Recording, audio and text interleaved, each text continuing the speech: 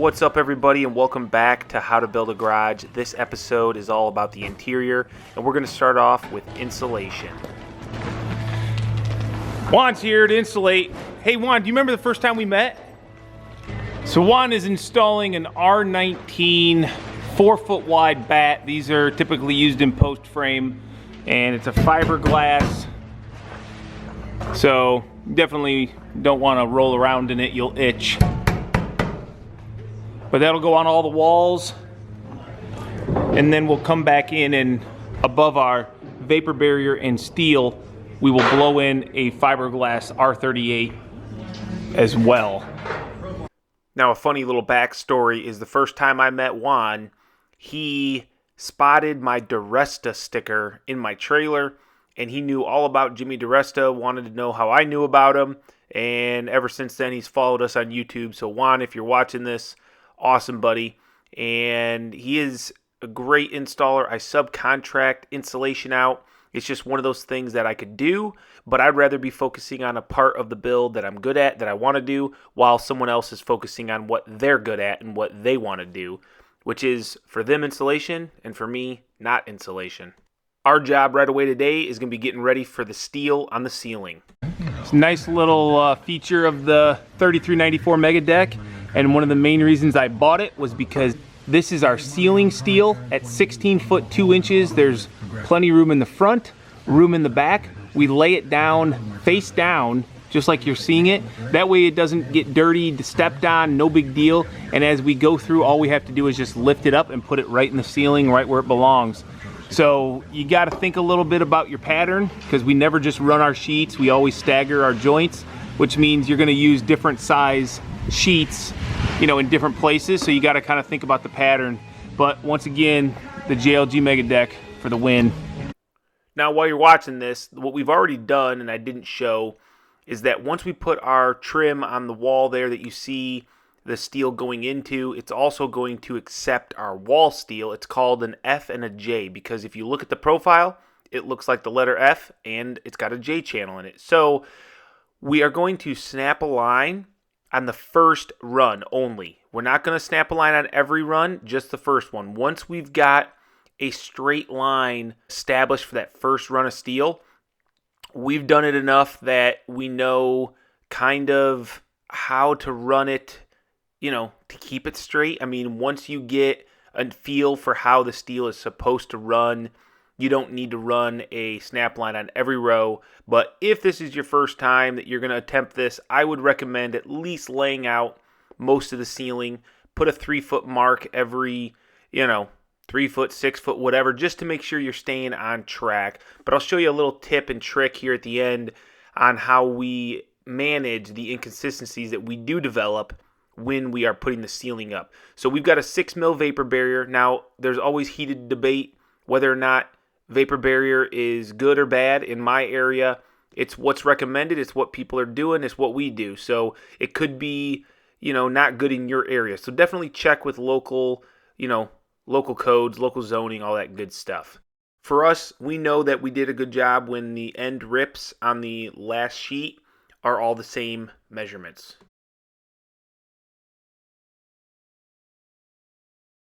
Ceiling done. Right here, if you look up in the ceiling, there's 2 punch holes. That is the corners of our attic access, so that is how the insulators will get up there, do the blown in fiberglass. The other thing you'll notice is there is a stagger joint, stagger joint, stagger joint. So if you see that, that is what helps us keep these sheets running straight, because if you get off just a little bit, when you go run a full sheet across the stagger, anything that's wrong right here at this joint gets corrected when this sheet goes long over it. So it kind of just keeps things in check and makes it a lot easier to run a ceiling. Now, if you got any questions about the insulation or the ceiling, definitely drop them down low in the comments. As I do more build series, I can touch more on specifics. But as soon as we get done with the ceiling, we go right into our wall framing, which first we're going to start off with a 6 mil vapor barrier there as well. And then we're going to come behind, and we've already pre-marked, if you remember, all of our wall girt locations on the interior. So easy as can be, we just start throwing up our boards. We're going to let them run wild. That way we can just cut them exactly in the middle of a post and then keep going. So just trying to be efficient. What I mean by that is normally we're going to pre-measure and cut every board, but that's just on the exterior shell, because once the exterior is done, we're not going to push and pull or move any of the structure. It is what it is. So it's easier for us just to take full 16-foot boards, nail them up on 2 of the posts, and the 3rd post we just mark center and then kind of pull it out and cut it and then keep going. It just adds a lot of efficiency and helps us just move right along on this process. Now, I'm sure I'm going to get the question, why are we using 2x4s down low and then there's that 2x6 up top? What we've got is we've got 2 foot on center 2x4s, and then we've got a 6 or a 2x6 at 8 foot, and that's for plywood. So we're going to have a plywood bottom 8 foot, and then we're going to have steel up above, and so that 2x6 gives us more room to do all of our transition trims and just makes it a lot easier to lay all that stuff out. Other than that, there's no reason for the 2x6. We're still waiting on our windows to show up, our walk door. I'm just having all sorts of problems with suppliers. This shed is gonna have 8 foot of sanded grade plywood going up, so it's gonna be, the sheets are gonna be stood on their ends, going 8 foot tall, and then the up here, you can see from this nail girt up will be steel liner panel white, and I think that's gonna really dress up the shop. Once we get the base trim put down and level, we'll go through with the plywood. We'll put that all up on the walls. We're going to nail that off with some 2-inch ring shanks. That way we don't puncture through the vapor barrier. So with 3/4 plywood, 1.5-inch wall girts, we should be good there. Then we'll go through, we'll get all the windows, doors cut out. And then once the windows come in and the doors come in, we'll get those installed and trim them out with some nice pine board. Getting the first sheet of plywood up, and it is probably the most important part of the puzzle because you have to rely on this one to be perfectly level. What we got going here is we've got the Stabila laser. This is just a quick, puts out a nice level X everywhere. So we're gonna check it to be right on the edge of this first sheet, and this way we can adjust it. We could put a level up here, but then arbitrarily, if you don't read the level perfect, then your first sheet is not perfect. I was gonna say like that. No, we're good, dude. Yeah. Look at that. Yeah. I gotta turn the compressor. Oh, we gotta turn the compressor on in here. You got it, big guy? Perfect.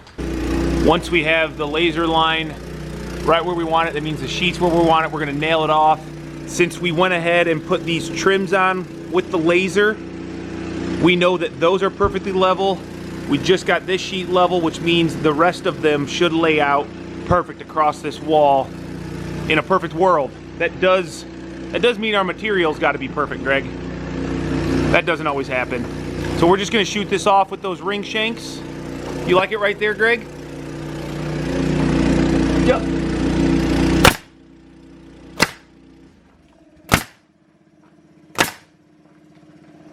First one's the hardest because it requires everybody holding. And all we're gonna do is we're gonna hit the bottom, we're gonna hit the top, and then we're gonna hit each girt. But we'll come back later and snap a line through the whole thing. That way we get as straight of a line as possible. But that's the first sheet. Now it's just a matter of humping, I don't know, 40, 50 more sheets up, Greg.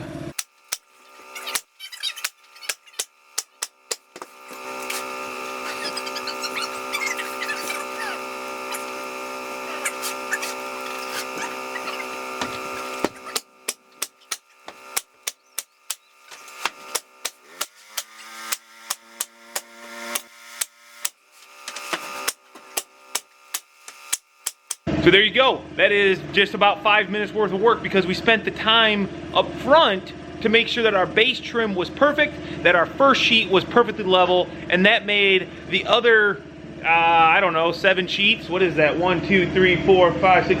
The other 7 sheets go up like that. Take the time right away in the beginning to always make sure everything is as perfectly level, perfectly spaced, measurements are right, everything. Anything you can do from the beginning is going to make the job in the end a lot easier.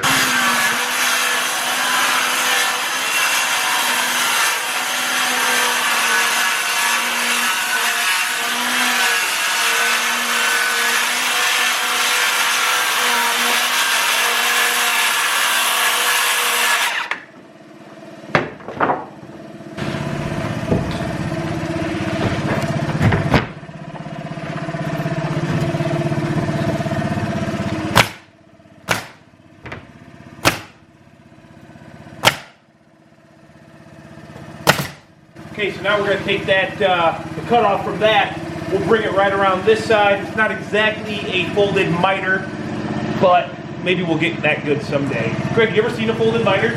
Uh-uh. So what the guys do is they cut through everything but just the last ply. That way when they run it, they would just open it up so it would be one continuous piece. Okay. Now I've never seen an inside corner folded miter, but I suppose it's possible. Kyle's going to be careful with his shoulders. He's been a little bit sore. I don't know what I did. But we're just going to put this piece in here. Oh, holy crap, Greg. That's not too bad. If my cut was better, it'd probably be even more perfect, but that's pretty good. That's If it's level. We need to level it now. if it is level. Let's get the laser. Yep. Grab that laser. I'll just stand here and hold this.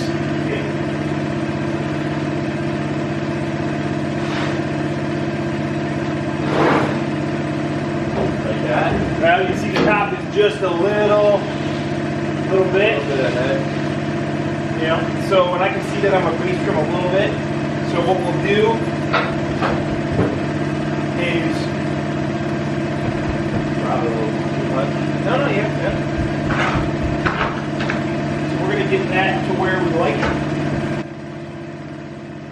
Once I get that sheet plumb, and I'm gonna say plumb because I know that's what I'm supposed to say, even though I say level a lot. But once that sheet is plumb, I'm going to scribe it to the other wall, and that's going to take out any of the inconsistencies that I might have on the wall. Post frames are not perfect. Nothing is perfect. We throw that word around all the time, but we do the best we can to get those tight seams. Okay, buddy. There, now we got a nice scribe joint. We'll go ahead and scribe that to the wall perfectly. I didn't show you the cut, but we just used a circular saw. Let's see how we did. Not bad at all. Oh, metal, man.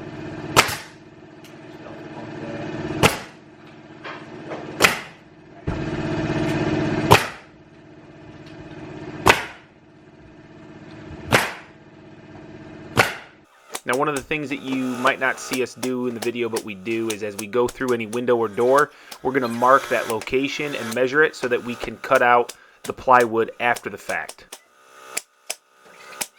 So there you go, that laser is right up the joint of plywood, and I cannot stress enough how important it is to have these sheets perfectly straight, level, plumb, all that good stuff. It makes everything so much easier.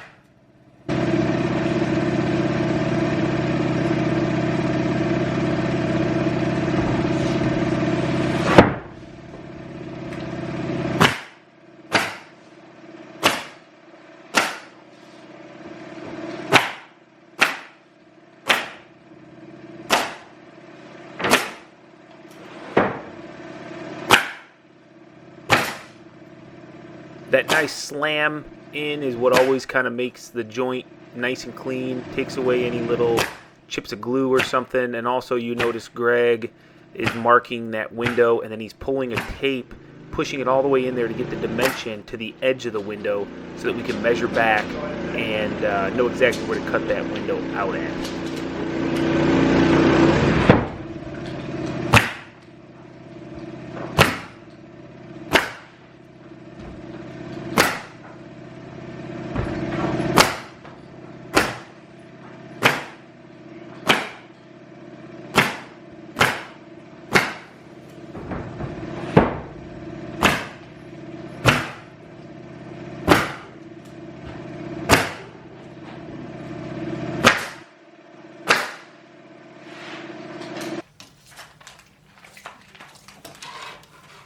So when we ran our plywood, you can see the cutout that Greg is measuring in right now was the first sheet that went up. We measured it, we marked it, then we cut it out. Now that that's cut out, we can come back and measure the other side of that window that was covered by the second sheet of plywood. So we don't take the time to measure both sheets when we install them. We just measure the first one, we cut it out, and then we measure the second one. We find it to be more accurate, and really nothing to it. Just throwing a level up since we assume that our windows were installed level, and we can measure, mark it, cut it, and that's all we're going to do at this point because we don't have our actual windows installed. But once we get those installed, we would come in and rip down some jamb extensions and put up some casing. If you guys made it this far, I want to say thank you. I appreciate the support. I appreciate the comments. Feel free to keep asking those questions as I film more build series. I will definitely try to answer all of them. This channel is for you guys. Hopefully the knowledge that I do have, I can share. Hopefully I can learn from some of you out there through the comments, through the interactions. So definitely keep it coming, and I will do my best to keep bringing you guys content. So thanks again. Hit that subscribe button if you love it. Hit that thumbs up and show some support. So have a good one, and we'll catch you on the next video. Very unfortunate, but without windows and doors, we can't trim out this plywood, but we did get it all installed, so we're ready to go. Somebody loves me, probably my wife. We'll go ahead and put our trim up above the plywood. That's just basically like a double angle Z-flash, and then we're able to put our steel up there. So we'll do that on the next time back. Once our windows come in, I want to make an efficient use of a whole day. And oh, Greg, what we should do is check our height. Yeah. Ooh.